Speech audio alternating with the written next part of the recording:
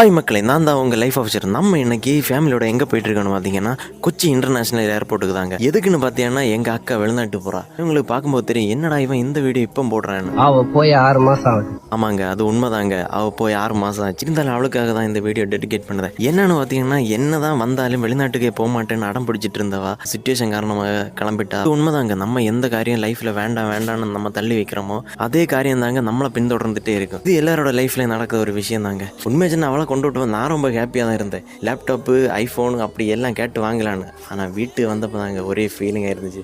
ஏன்னா வீடே தூங்குற மாதிரி ஆகி போயிடுச்சு. உண்மைதாங்க, பொண்ணுங்க இல்லைனா வீடே தூங்குற மாதிரி தான் இருக்குது. ஏன்னா வீட்டில் இருந்து நம்ம கட்டுத ஃபன் அந்த அளவுக்கு இருக்கும். வேறு லைஃப்னா அப்படி தான். எப்பவும் நம்ம கூட பேசிகிட்டே இருக்கவங்க கடைசி வரை கூட இருக்கணும்னு இல்லை, அடுத்தடுத்த ஸ்டேஜை பார்த்து போயிட்டே இருக்க வேண்டியதான். ஓகே மக்களை, இதே மாதிரி நம்ம அடுத்த வீடியோவில் பார்ப்போம். ஓகே, பாய்.